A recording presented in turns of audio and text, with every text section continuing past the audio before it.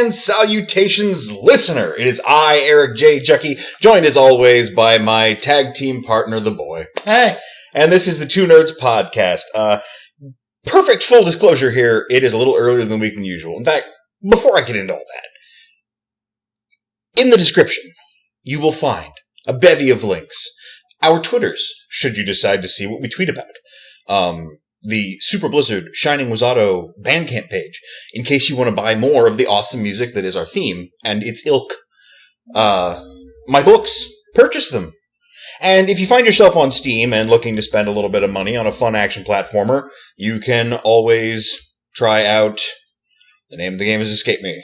I say it every fucking week. Joylancer, thank you. Wow. He's making some progress on Puppet Kingdom. It looks pretty neat. Ooh, fancy. But anyway, so yeah, this is actually Tuesday, Wednesday, somewhere in that nebulous nighttime morning area. Way earlier than we usually record the podcast. And I want to take you on a brief trip down memory lane before we get into the meat of this. When we originally conceived the podcast, it's because we would have these hour-long conversations, sometimes even longer, about, just crazy philosophical, examinatory bullshit. And we're really, really vain and narcissistic, so we thought it was really interesting and other people would want to listen to it if we put it on the internet. Clearly, we weren't that far off. Got you, Ultimo Dragon. Many other people, but at least a couple of you. And I'll take each and every one of you, you beautiful little mentions. But this is one of those conversations just cropped up in my head here. We just got done listening to Wrestling Isn't Wrestling, right? Yeah, Wrestling Isn't Wrestling. And watching the video, which is supreme. I recommend you go check it out. Good stuff. And it's nothing... not new information, but it's delivered in a really, really clever way, and I always appreciate that. And what I have to say here, and I think the conversation that's going to spring from it, isn't exactly new information either. But I would like to discuss it. Now, when we finished that, you said that you thought it was an interesting interpretation of Triple H's character. Mm-hmm. And I jokingly replied, it is certainly an interesting interpretation of Paul Levesque, lol. And you said, you're better at quoting yourself. I think what that shows is you're a bigger mark than you think you are. Indeed. And while I was joking, the wrestling is different. Because for those of you who aren't in the know about the terminology, mark originates from old Carney terms. It means somebody who is a patsy, gullible. Someone who's willing to believe the lie, or not smart enough to not believe the lie. It's what they used back in the day when wrestling was a carnival sideshow attraction, where you really thought these people were beating the shit out of each other. You wrestled to, you were performing for the marks, because you were trying to fool them. And get their monies. It's kind of evolved over the years into a term for somebody who still believes the company line, I guess, and also just a term for being a huge fan. You could say, for example, I'm a huge mark for Final Fantasy VI, and that's not off the bat. It's that kind of being a fan that will color your perceptions. As much as I'd like to say otherwise, it's hard for me to understand why anyone wouldn't think Final Fantasy VI is the best RPG. And that explains a lot to you about the mindset of someone who can be described as a mark for something. Another term that's cropped up in recent years that has a very similar meaning as the meaning mark has taken on, although, honestly, more derogatory in some ways, less in others, is fanboy. Sure. Mark is, mostly just used in wrestling circles or people who are into wrestling, but it has a very similar connotation. Yeah. Now, there's also the SMARC, which is mark with an S. The S is supposed to stand for smart, because when you've been smartened up, that means you're in the know about the fact that wrestling is a work. Yeah, you're in on the joke. Right. Being a work obviously means, it's rigged. The results are staged, all that stuff. Sure. You're in on the joke. You're aware that this is a performance, not a competition. But you're still a mark, which means you're still going to give him the money. You're still going to, buy the company line. I think in this day and age, anybody who's over the age of 12, there are exceptions, but are smarks now. And thus, that term has stopped really being used for what it was originally used for. It's no longer for smart marks. it's for bitter shitlords. It's for people on the internet, and I mean in real life too, but mostly on the internet, who think they're smarter than the rest of the wrestling fans. And that could certainly apply to us if you've listened to our wrestling podcasts. Mm-hmm. And they also tend to think they're smarter than the people booking the wrestling program. Which again could apply to us. Could apply to us, and may very well be true. Yes. But that's what it's come to mean, and it's become a much more derogatory term. In general, when someone lobs it at you, they're trying to be a jerk. But, so, Boy mentioning that I'm more of a mark than I ever believed, which is the case to a certain extent. You know, it's kind of true, and I think it's kind of true of all of us. I think in being smartened up, we forget about the mark part. I haven't watched wrestling week to week in months. We might be bordering on a year now. I actually do want to catch this most recent Raw. I heard it's very good. I think I gave up just before. I think I gave up at last year's TLC and Stairs. So it might be just about a year, yeah. I think we're sitting at about. I lasted a few months longer, but then eventually I just was done too. Now, I still keep up with things, and every now and then I'll watch a pay-per-view, as you've heard, but the WWE is not my home base. I go rewatch old WCW stuff because it gets me what I want out of wrestling. I'd probably watch Lucha Underground if we had cable, but we don't. I mean, we have cable internet, but not for watching. We don't have cable television. Yeah, if it was on Netflix, I'd watch the fuck out of it. If we ever got Hulu again, I'd probably go back and watch whatever that Lucha Libre show was. Mm-hmm. But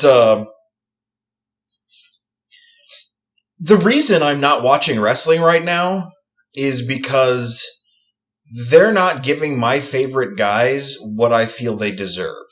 Which is, to be fair, an incredibly smarky reason to not be watching wrestling. Well, it's also a very marky reason not to be watching wrestling. I mean, you know, think back to when you were a kid, and, I mean, you might not have had this problem specifically, but just think back.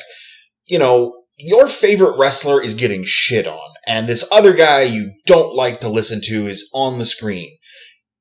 Wrestling sort of hedges its bets on the fact that you will stick around and watch this build of tension until they release it, because you want to see the guy you don't like fail. And in the traditional sense, and way back to fucking, you know, the Carnival Sideshow, or just after it really, because, you know, back when they had more publicity over the thing, that's how that shit worked. That's what a heel was. You wanted to see them lose. Mm-hmm. That was their whole job, was to get you to want to see them lose as hard as you possibly could. So, while we don't necessarily have that anymore, a lot of us are just kind of like, no, I understand that, you know, so-and-so is getting paid to lose this match because the story dictates. We sit in that meta level, and we're like, but the story shouldn't dictate that. He's really good at what he does. Why is he losing? Why isn't this guy the champ? Or, more accurately, and perhaps more appropriately, why isn't he getting more TV time? Why isn't he getting more pay-per-view spots? Because people who are, again, in the know about this sort of thing, they know how the pay plan works. Yeah. And you get more money for being on pay-per-view. You get paid better. You get... Well, I don't know if that's the case anymore, but I think they have a version of that working for the network. But, at least up until the launch of the network, it worked that exact same way. The main event slot of the pay-per-view was worth a lot more. And it's still probably worth more because it still, I think, accounts for you getting a percentage of the gate. Yeah, that's true. Yeah, that's true. So, it's a lot of money. And it's a big thing for people. And I can really liken it very easily to something. Go for it.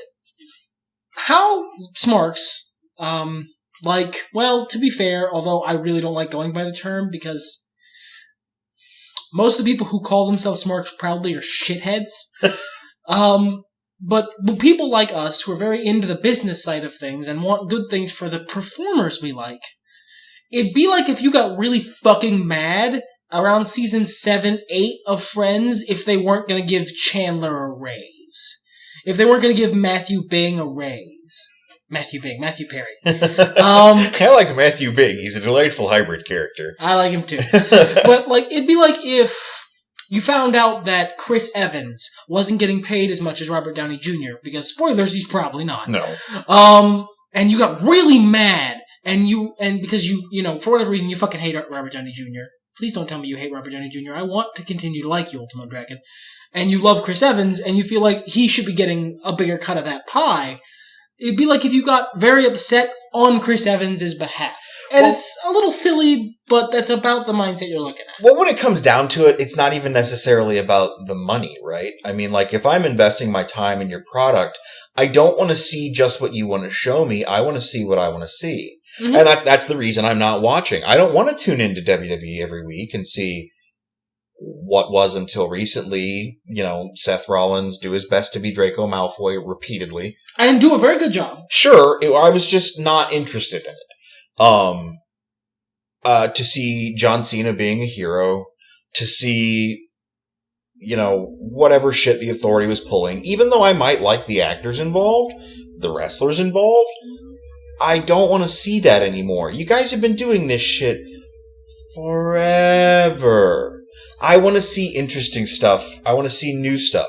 I want to see Stardust do a dynamic and cool angle that gets attention every week. I want to see the New Day to their fullest potential, not wrestling the Dudleys.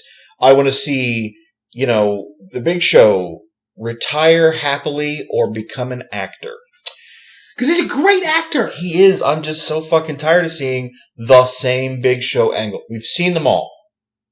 And we've seen them all. Sometimes, week after week, different Big Show angles will show up.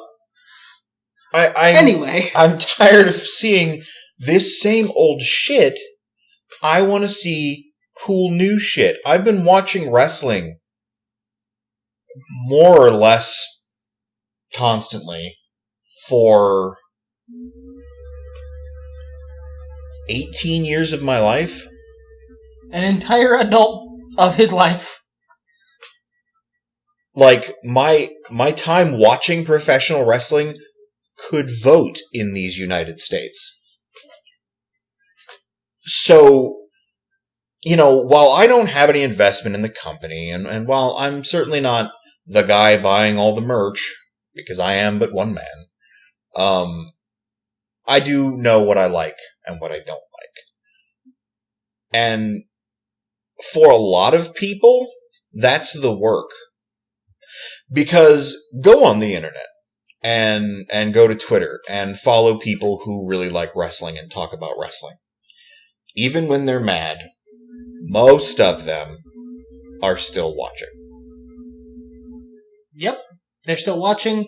They're still buying tickets, which is where the WWE makes a lot of their money. And they still have that sweet, sweet network subscription. So even if you hate what's going on, even if you're mad on Twitter and you're mad on the internet and you're mad on your podcast, me, although to be fair, I have not bought a WWE ticket in many years. I've never been to a live event. Even if all that's still the case, so long as they're getting your subscription money, so long as they're still getting you in the door for an event, so long as you're buying merch, in the end, they're making their money off you. Yeah. Which, I mean, this is where our vote with our wallet mentality comes from. We live in a capitalist society, much to my chagrin. And when you give people money for the product they are delivering, no matter what you think about the product in hindsight, they don't care so long as you come back the next day and give them money. If you go to a restaurant and buy a steak, and that steak sucks, and you go back the next day and buy more steak, that is not an incentive for them to make the steak any better. Yep, especially if you continue to pay that same price for it. You can bitch and scream and moan as loud as you want. You can tell all your friends about the shitty steak. But so long as you, and most of those friends, are still buying the steak every week, why should they stop? Clearly, you might say you're mad, but clearly you're getting something out of this arrangement. Clearly, you're getting worked. You're mad, and you're getting riled up, and god damn it, you've been watching for so long, and that heel needs to lose. And in this case, the heel is not Triple H the character, but Paul Levesque. It's Vince McMahon.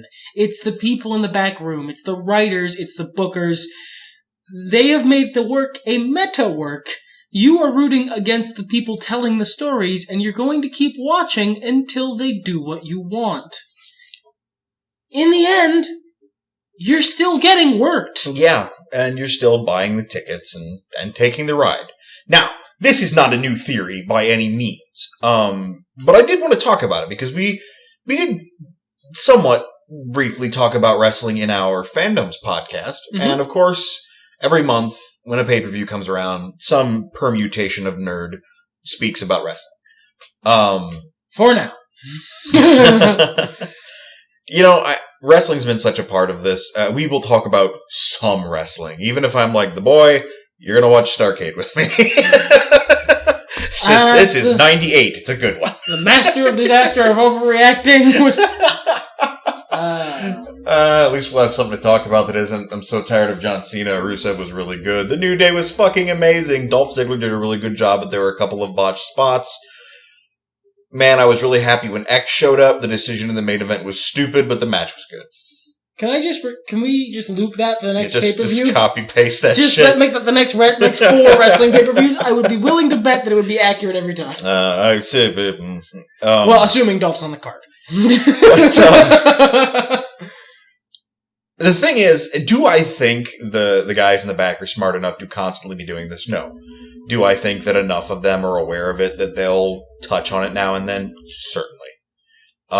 You don't make a multi-million-dollar organization and keep a multi-million-dollar organization as they're doing by fucking up into success. Now, Vincent McMahon did not bumble his way into billionaire. No.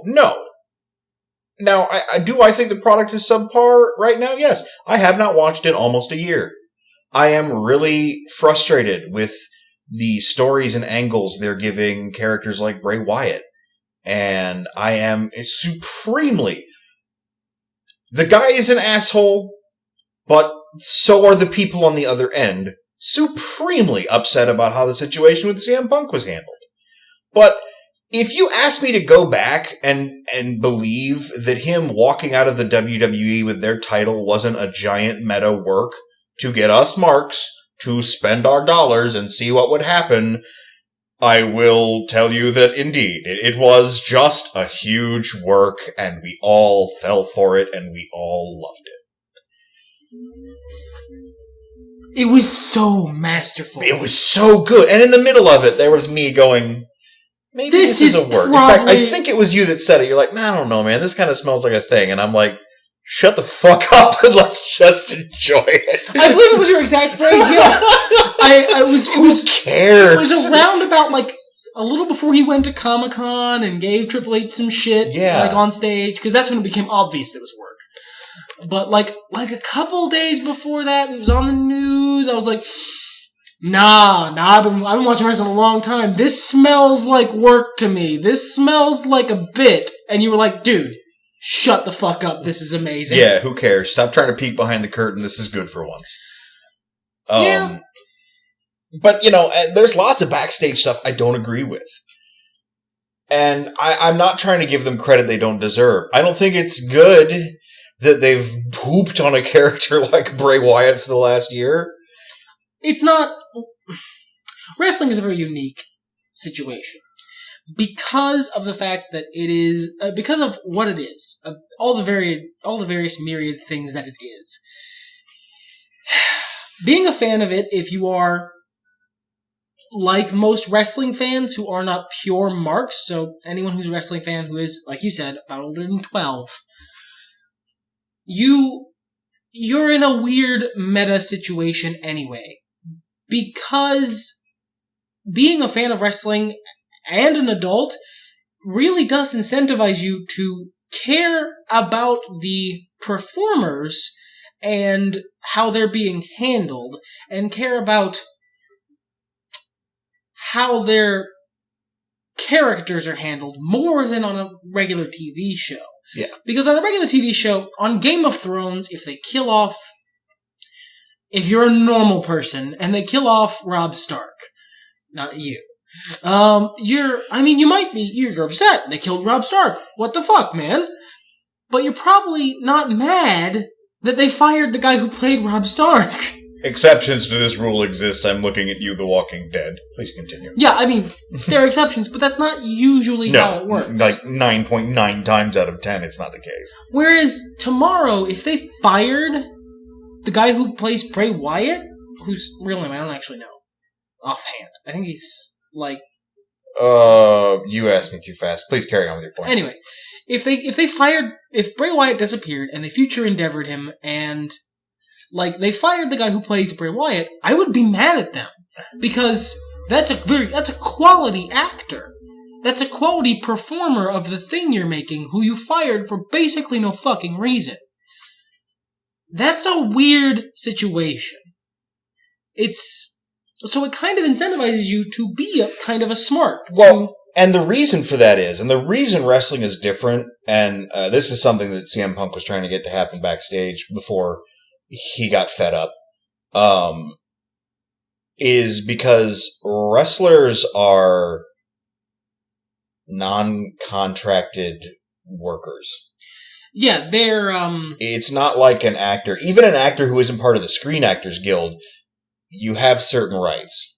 You probably have a contract, and if you're not part of SAG, it's a lot less, to be honest. Sure, definitely. As much as I disagree with some of the stuff SAG does, there's a lot of stuff that they do that really, really fucking helps out the people involved. Mm-hmm. And it's... So you're not as well protected. So you end up in a lot more of a precarious position. I mean, it's basically an at-will termination thing. Most of your higher-end wrestlers will have a severance package, as it were, but that's an individually negotiated deal based on their marketing capital, based on the chips they have to call in. They know that they're a bankable star. They know that firing them will cost the WWE money, so they use that as leverage to get some concessions. Yeah. There's no base package available for any wrestler. No, certainly not. Like, if they were to fire Connor and Victor tomorrow, I doubt they'd leave with $5,000. Yeah, no. It would unless they had a friend backstage who was willing to maybe cut him a deal or get him some appearances at house shows before their contract was up, they'd basically just fucking walk. There's your pink slip, and where the phrase comes from, best of luck in your future endeavors. They used to do this constantly in the late 90s, early 2000s. You would see guys get released only to come back 3 months later, because if they weren't using them actively for storylines, it was a fuck ton cheaper to just fire them for a hot minute. Because there was no problem with that. And that's kind of normative in the industry. That's how it was done. That's how it's been done since it was a fucking carnival show. Mm-hmm. You're not an actor on a television show who has a contract for so many episodes of Raw. Right. You're a performer. You're a gymnast, essentially. And you have been paid for, you go to a show, you do your work, you get paid until you're a big enough star to make change happen. That's how it works, and that's how it's always worked. So, because the performers are in such a more precarious position, and because wrestling fans, especially adult wrestling fans, are lifers, by and large. Sure. They end up being very attached to these people. Yeah. So, when Luke Gallows gets a shitty fucking shake at the WWE, the people who like that guy are mad about it. Yeah. And it's not that kind of mad where it's just like you said, oh, they killed off this guy. You're kind of upset at the show for a while, but you get over it. It sticks, and it adds to the collective, this is a debt that WWE owes me, creatively speaking, until you get fed up and you're like, you know what, I'm gone for a while. Let's see what you got in a year. And I think it's because at some point during our growth as wrestling fans, you realize that can happen. Yeah. That's the thing. I mean, when you're young, you don't think about shit like that because you don't know how the fucking industry works, whether that's entertainment you don't know how or the adult world works. Yeah. Business is not even the first thing on your mind. So, you're probably conscious of the fact that the characters on your favorite shows are played by actors. Gosh, I hope so.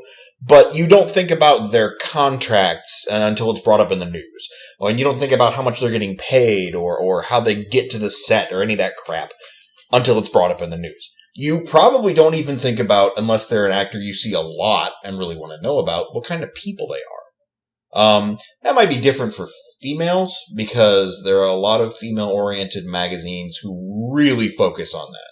Really? Yeah, growing up with a little sister, she had probably about as many of these magazines as I had wrestling magazines. Of course, wrestling magazines are all at work. But yeah, they are. Sometimes they'll do a nice shoot interview, but it's very heavily edited. Yeah. But like they do these questionnaires. It's when I make jokes about, Tiger Beat style interviews. It's like, what's your favorite color? What do you like to do on a Sunday? It's stuff that is the more fun young people version of what you would see on a red carpet interview or Entertainment Weekly or so on and so forth. Mm-hmm. Boys magazines don't really focus on that. Like sometimes with athletes, like really fucking huge The Rock level wrestlers or big quarterbacks or, playmakers in basketball. Sure. But like by and large actors, not so much. Now that might have changed now. I haven't read a youth magazine since you were a youth. Since I was a youth. But, that was a wonderful tangent that I decided to go on. But, for the most part, when you're a kid and you're watching that shit, you don't care.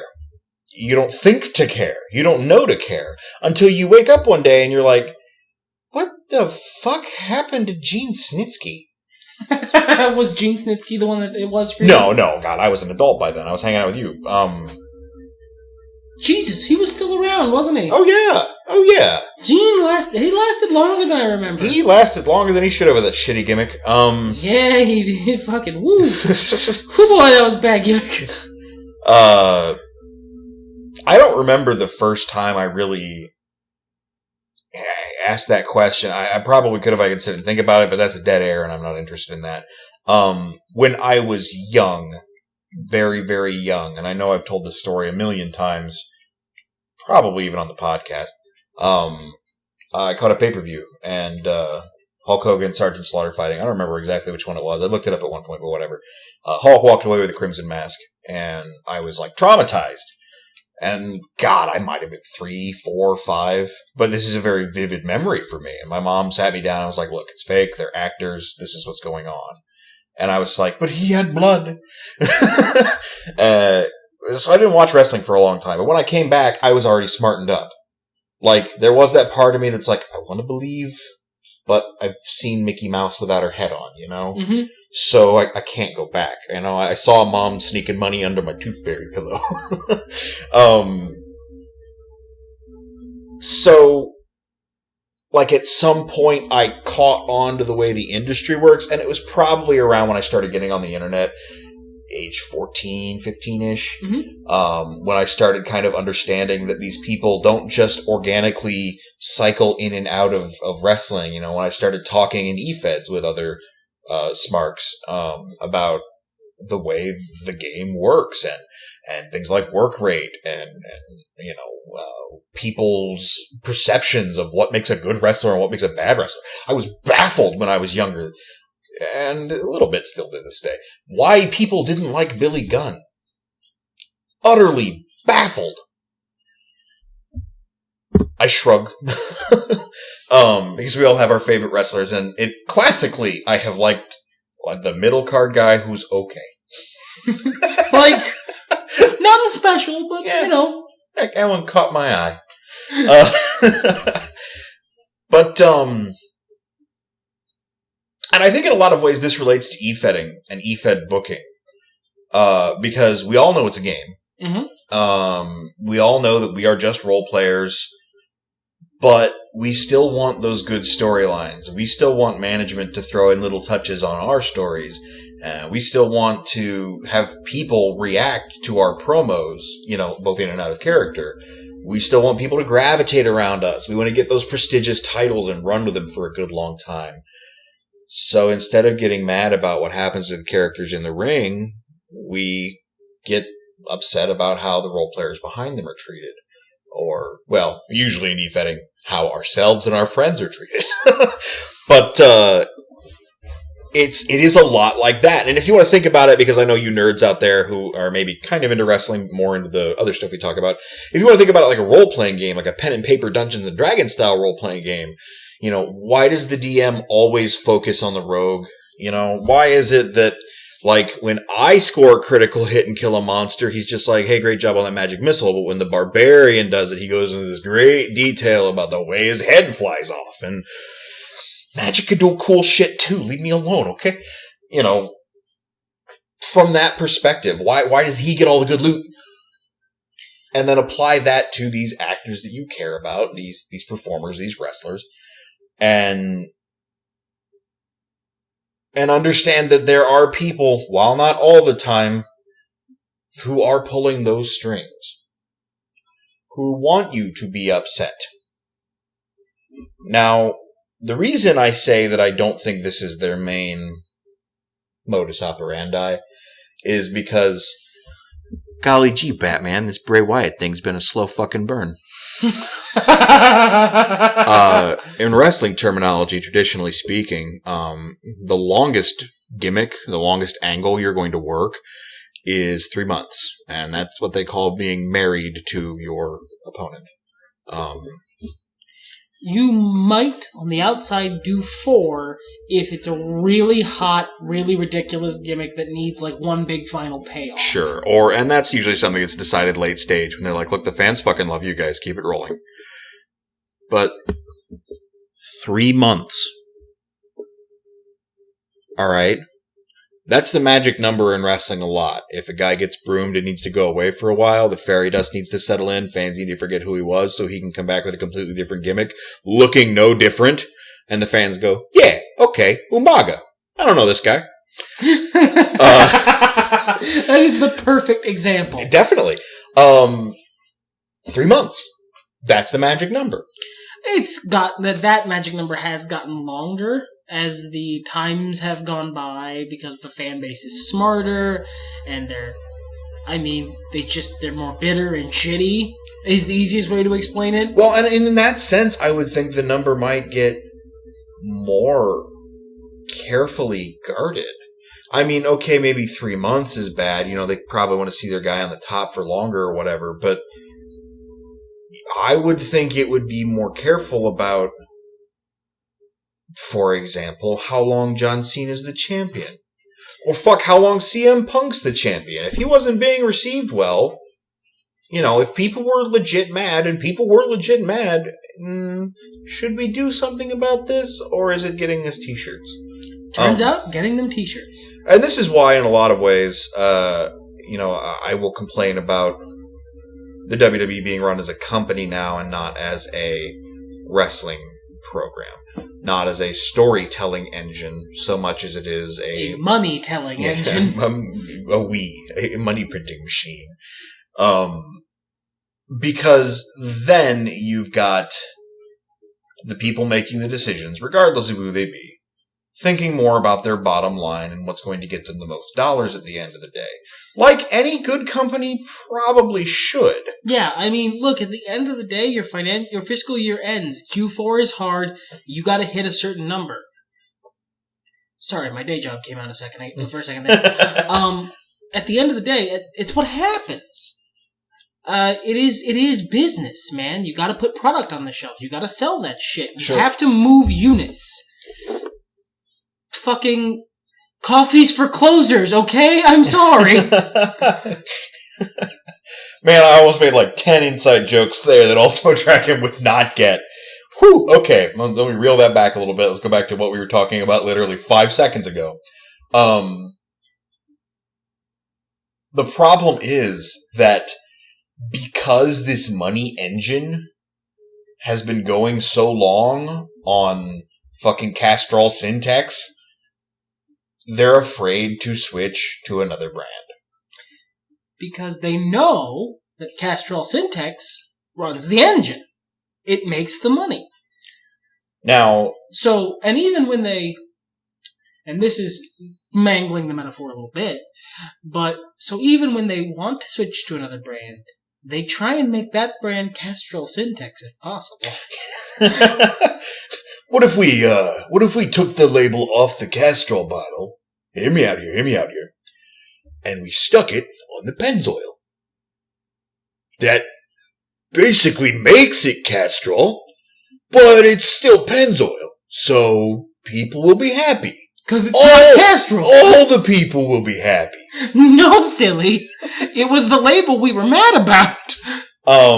Yeah, we stretched the fuck out of that simile. I think it still works. I think it does. I like good stories, and I think the reason I go back to WCW specifically, and not like old episodes of Raw and the Attitude Era, which I also fucking loved. I didn't watch WCW when I was a kid. I mean, like, I'd catch an episode now and then, but it wasn't my fucking go-to every week. Where the big boys play. Yeah. God damn, that was an awful catchphrase. Something you have to understand about WCW. Brief aside here, I'll come back to what I was saying, and I swear. And something that I keep forgetting is that they were fucking stationary for a long time. And then when they started touring, it was a little circuit in the South. It's always in the South. They were a Southern Territories Wrestling Federation. Back when fucking territories were still a thing, kids. Back when I had that fucking onion tied to my belt because it was the fashion. I have to credit Billy for that poll. He said something about it earlier. But, so, you know, when you said shit like, where the big boys play, some dude in the audience went, yeah, big boys, that's what I like to see. Big boys, what could wrestle a pig? That man had a revelation in his mid-40s. And he lives in the Castro district now. Good for him. I support that man. Yeah, good for you, big boys guy. But it's also, I had a conversation with a friend of mine the other day, and I was like, man, Disco Inferno was a weird fucking gimmick. Wasn't it, though? Because he just came out and danced. And then, like, everybody got mad. And then he left. He didn't even wrestle. He's just like, people were like, alright, we're gonna watch it. Fuck, it's Disco Inferno. Fucking no. God, fuck, get him away from here, Disco Inferno. Someone get the fucking squirt bottle. Get out of here. No, he came back. Oh. And I'm like, what the fuck? Said friend of mine was like, dude, it was the South. Like, yeah, the gimmick would have been a little bit better in the early 80s when disco was dying and really, you know, or like in the 70s. Everybody hated it. In the 70s when it was so in vogue and so against what Southerners, you know, as a good old boy kind of culture listened to. It's fucking anathema. Nobody wants Disco Inferno around because he's not one of us. It's like the fucking Blues Brothers movie. Nobody wants to listen to you sing fucking Sweet Home Chicago. You get up there and you sing one of the two kinds of music, country or western. You sing Rawhide, motherfucker. If it's the only song you know. And, you know, yeah, you were grabbing a larger audience at that point because it was fucking televised. But it was still in the South. You still had to appeal to the guys in the arena, so you still pissed him off with this city slicker, good old boy, hating, disco, dancing weirdo in his silk-printed shirts. And you had guys like Big Bubba, who you probably know better as the Big Boss Man, come out and knock him around a little bit. But now, looking back, I'm like, what the fuck is going on here? Why? What is going on here? Why is he dancing? Why are they mad about the dancing? But allow me to fucking translate it for you. Because I think Disco Inferno's gimmick would have been a whole lot better if he could have just believed. Yeah, no, it's the same thing. It's the same fucking thing, different generation. And it all sort of clicked in my head, and I went, oh, I get Disco Inferno now. He just sort of is not good. No one wants him.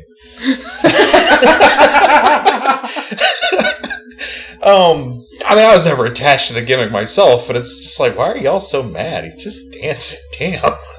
He's not even wrestling. He's doing a thing that's designed to make them mad. Sure, yeah. But I pull back. I digress. I may have forgotten my point. No, why I watch WCW right now. It's because WCW cared about its storylines, but wasn't afraid to just switch that shit up. That's Bischoff in a nutshell, really. Yeah, I mean, like, as much criticism as I will take, Eric Bischoff is not a perfect booker in any regard. But I like what he does because he's not afraid to go, you know what, fucking Hulk Hogan's been doing shit for too long. Who else we got? Macho Man, go do the title. He's not afraid because, and to be fair, he had that luxury because Ted Turner was basically just writing checks. Yeah. He could do whatever he wanted. It didn't matter what his ratings were. were. But even when Bischoff was involved in Raw, look, I talk about the Attitude Era with so much fondness, but the Attitude Era was a special time. You and I had this conversation the other day. You watched a teens react to old cartoon themes video. Yeah. And they were trying to see who remembered what. They played Daria, and you were like, fucking Daria, dude, how do you not remember Daria? Teens need them some Daria today. Not quite as stupid and belligerent as that, but allow me to get to my point. I just turn into the southern good old boy who likes Big Bubba and hates Disco Inferno. What the fuck is Disco Inferno doing here? As soon as the microphone is off, I'm just, well, time to go get me some chew. I really wish they'd stop watching that dang Naruto. That needs them some good Daria. Daria was it was a 90s fucking capsule. Alright? It couldn't have happened any other time. And a lot of us who were there in the 90s and watching the 90s are a little blind to that. I mean, we can go, oh yeah, the 90s. But the oeuvre, the mentality, these characters, the way they grew, the reactions they had, you kind of had to be there not to get it, but to feel it. And for the Attitude Era, I guarantee if I went back, I'd be like, this is really base fucking humor. Half of this show is just, for one of my favorite episodes to point out, Trish Stratus walking around on all fours barking like a dog. This segment has gone on for 8 minutes. When I was watching, I was like, I'm uncomfortable. This is, someone's masturbating to this. I mean, right someone now. is masturbating to this. That wasn't why I was uncomfortable. I was just like, I don't think I should be watching this. Not because it's dirty, just because, like... No one like, should. you don't want to watch someone take a shit. This is private. Yeah, oh, I'm so sorry. I did not mean to walk in on this. This is a matter between you and the toilet. I've intruded. I should go.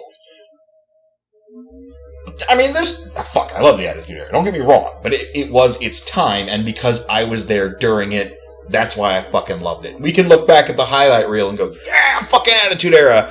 But if we look back at the nitty gritty, I'm sure we go, oh, God, why? At least once. Now, I don't know that that's true. I think you would. I don't know that the average Attitude Era fan would. And certainly. And I don't think I would. But I'm the guy who managed to sit through the 1989 Batman as a grown-ass adult. Yeah, a movie that you watched while I looked at you judging you. And I'm a motherfucker who doesn't judge people, but I looked at him and was like, you like this movie? This was like my favorite movie as a kid. You still like it though because it's on the TV it's bad. I'm not allowed to say no. That motherfucker ain't Batman. No, that's just a crazy person. He has a machine gun. He has a literal machine gun. He blew up a building. He's a terrorist. This is Man of Steel, but Batman. You understand that, right? This is Batman of murder, yes. Shit. I fucking, like...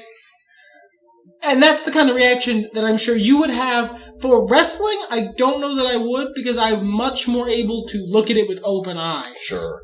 And I mean, I'm not saying it's going to be all bad either. I mean, but we would tune back and remember when Crash Holly carried around a huge scale. Oh yeah, he did do that, didn't he? That was a thing. That was pretty fucking stupid. Fucking Bob Holly being there ever at all.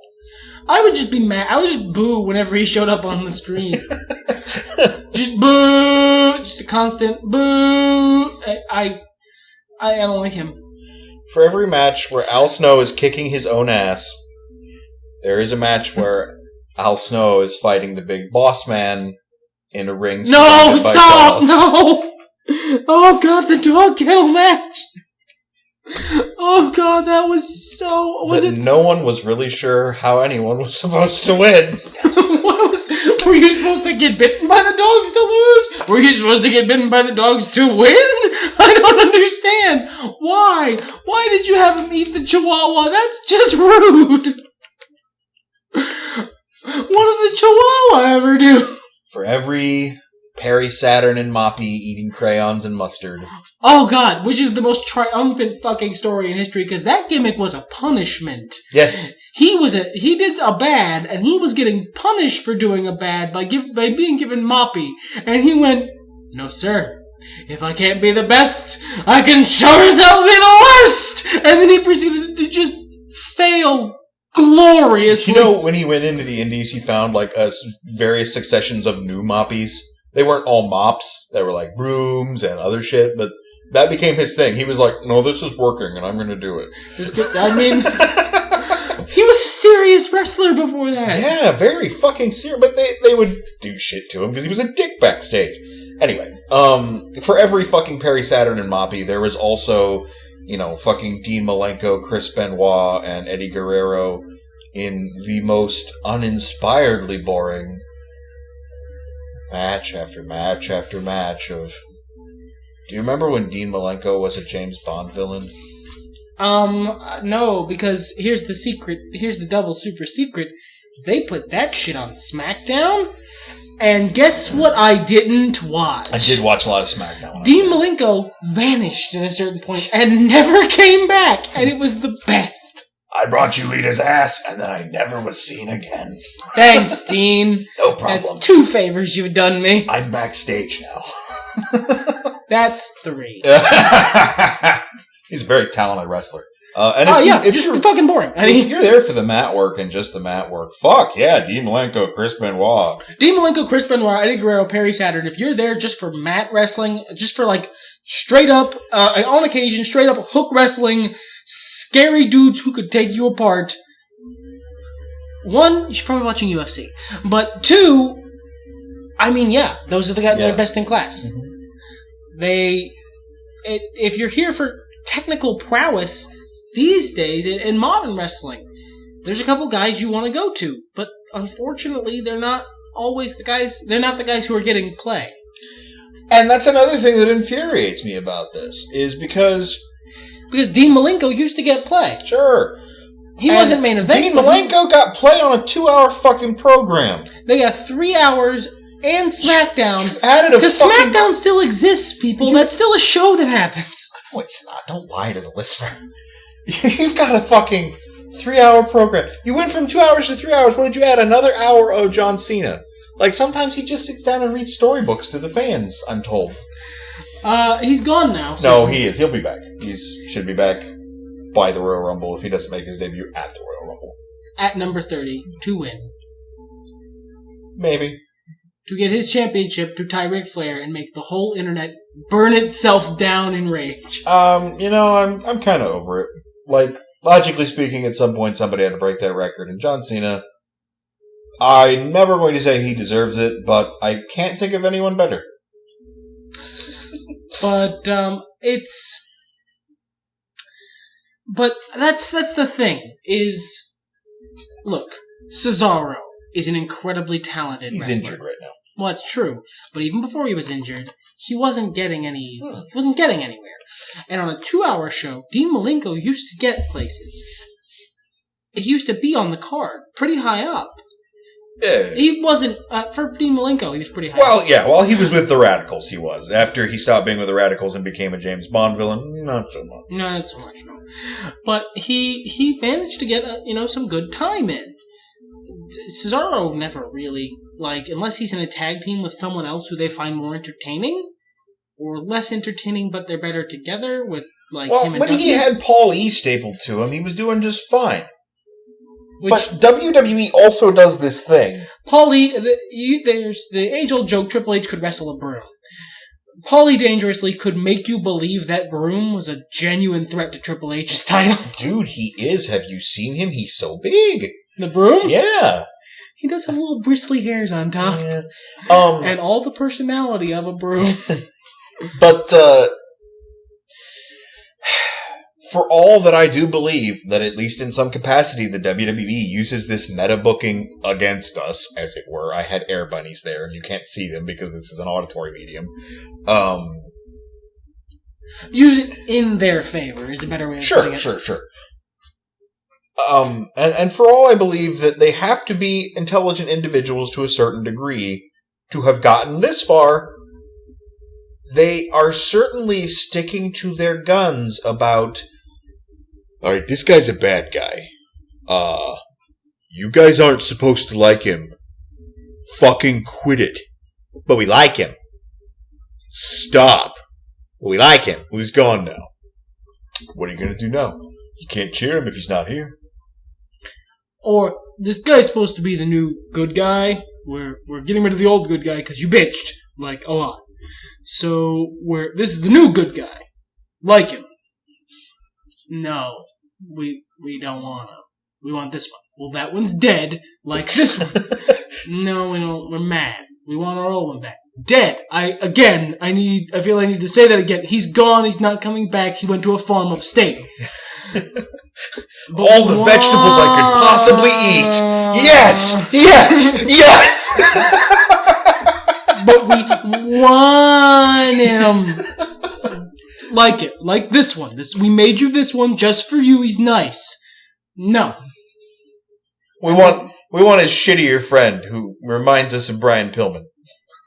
No, this one's better. This one's prettier, and ladies will like him, and news stories will like him, and he'll sell t-shirts. Look at the demographic chart. Look, I made it a pie chart.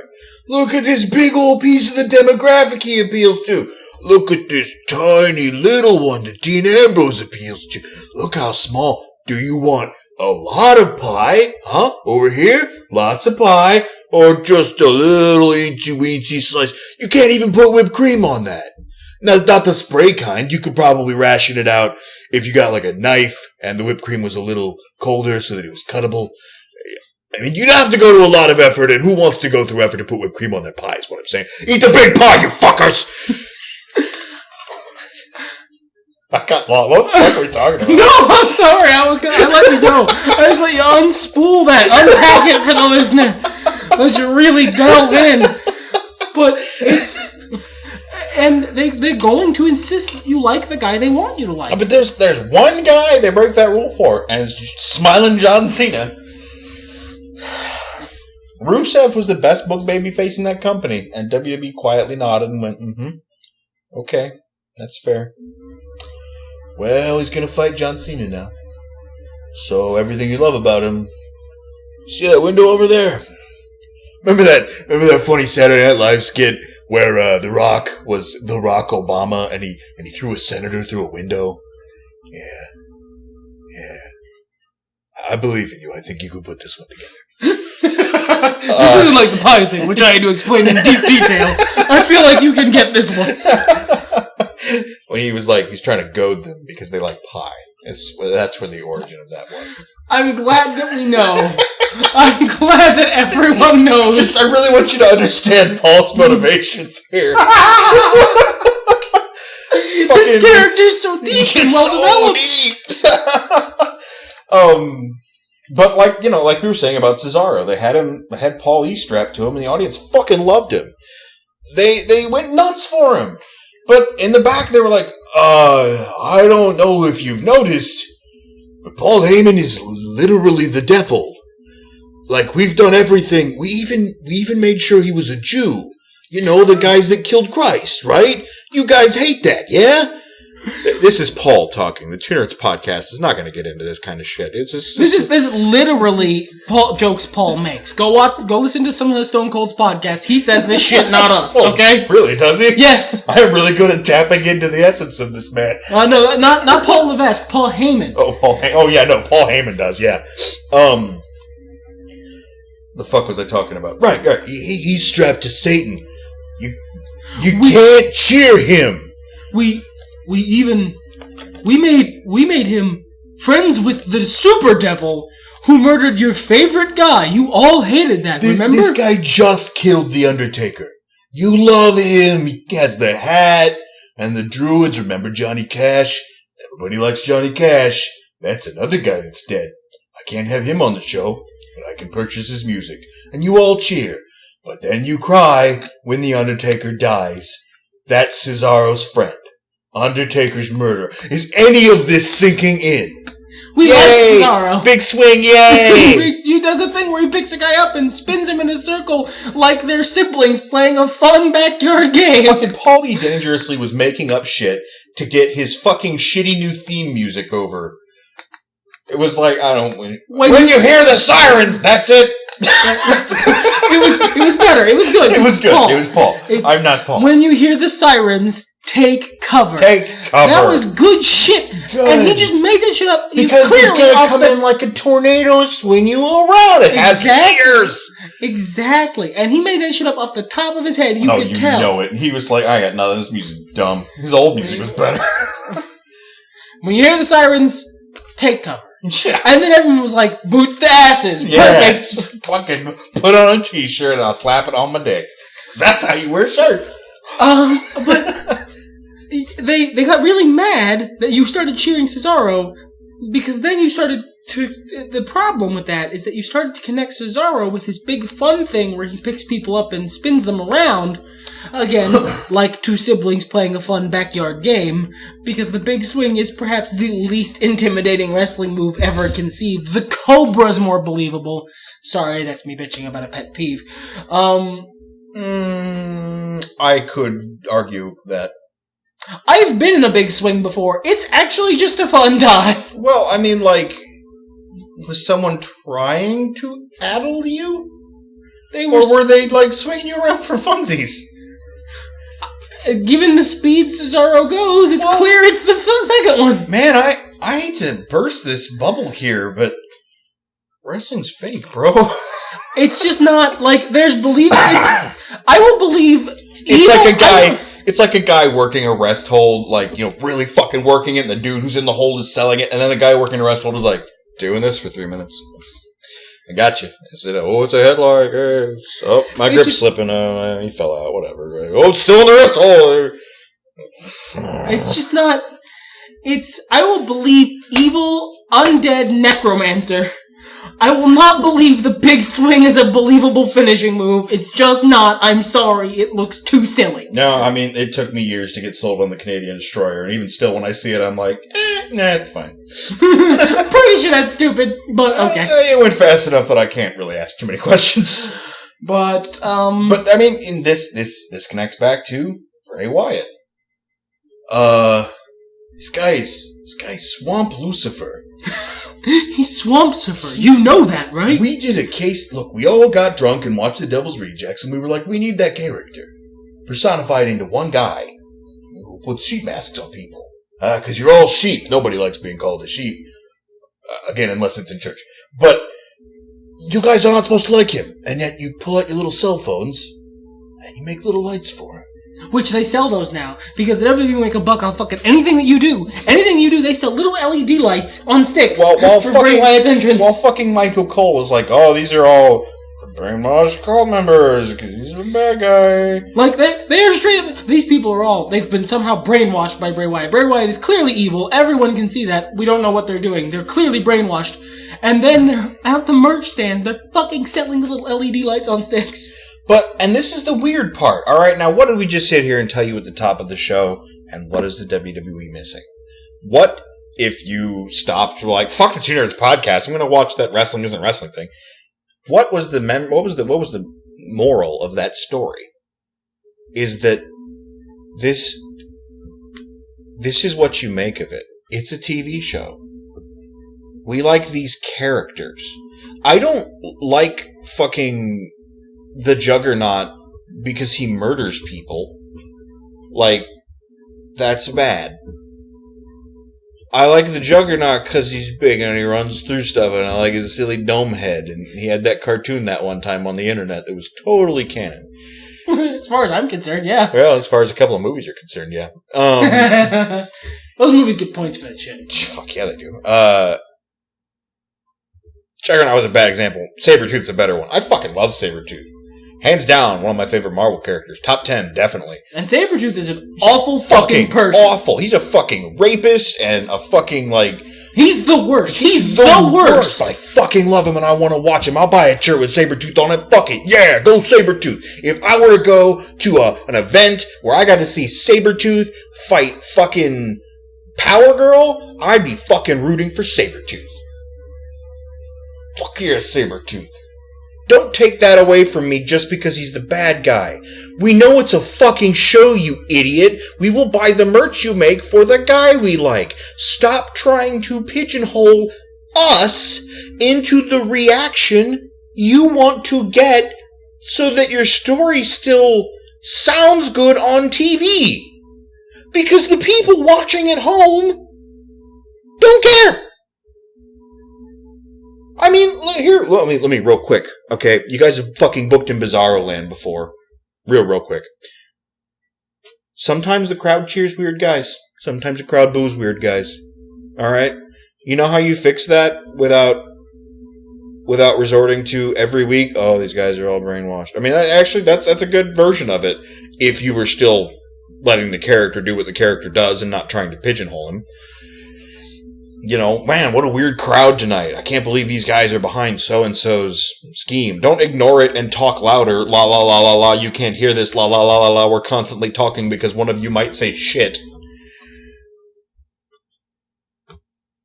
Play into it. Let it happen. Let us like who we want to like. Put them on TV.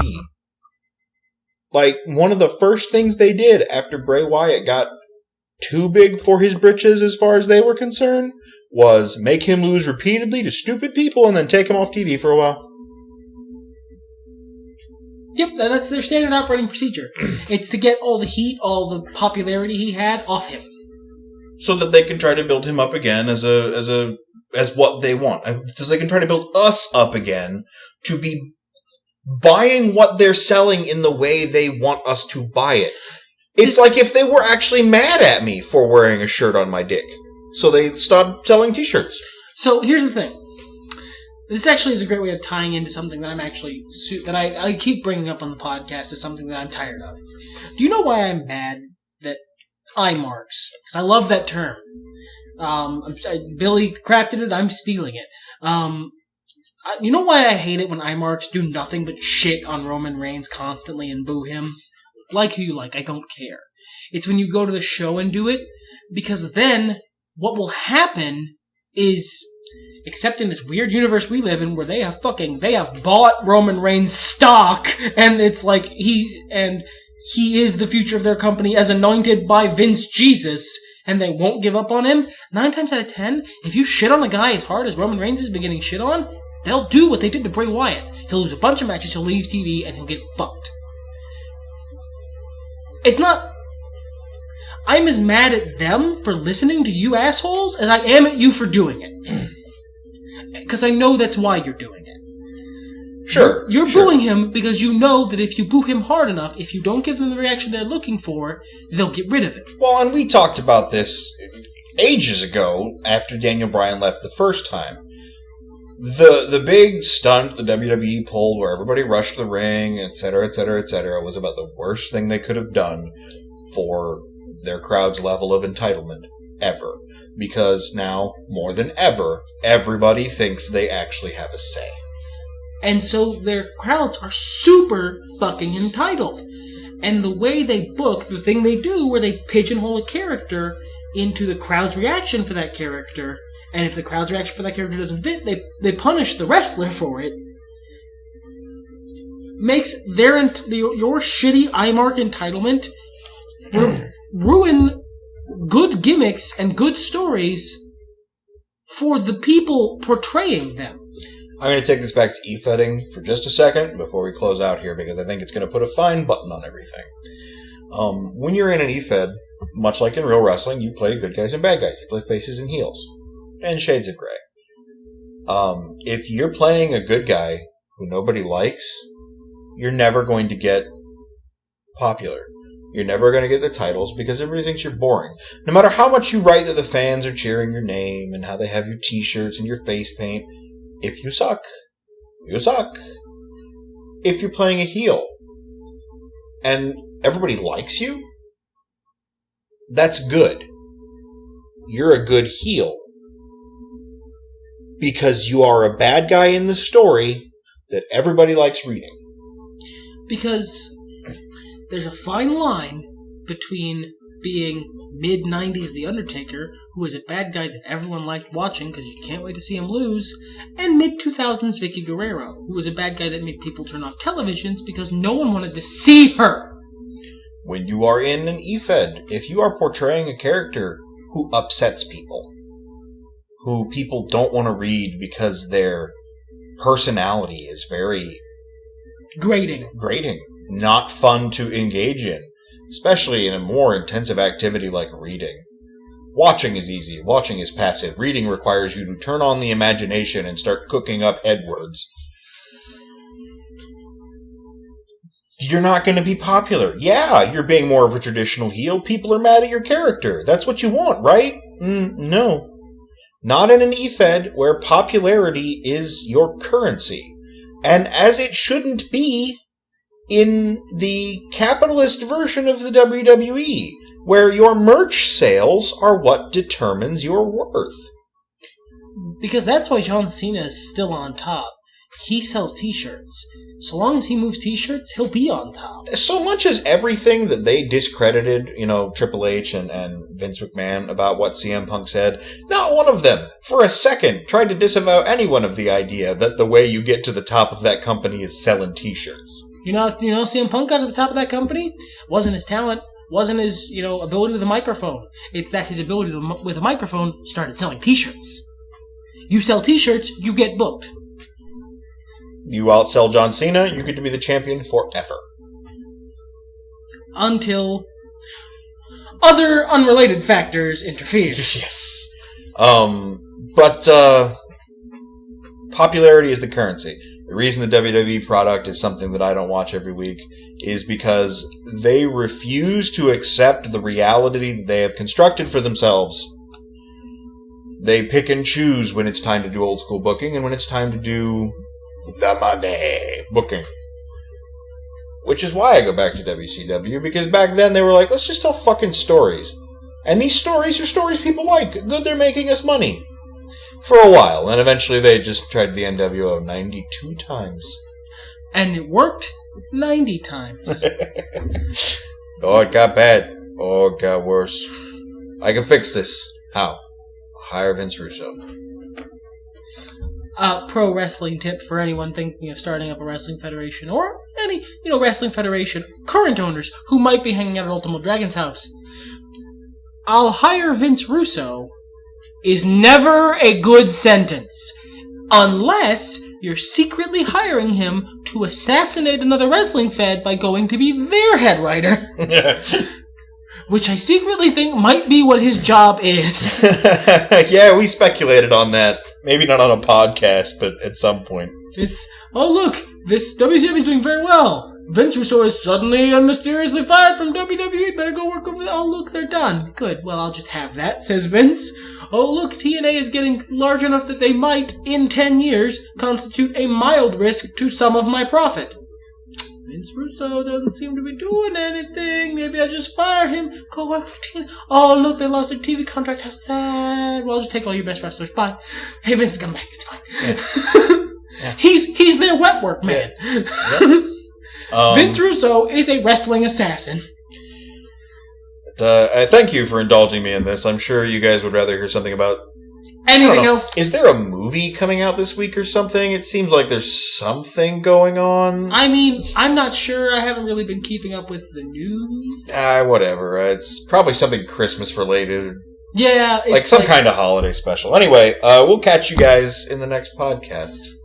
Everything's better when nerds talk about it. Fuck it, let's get hardcore!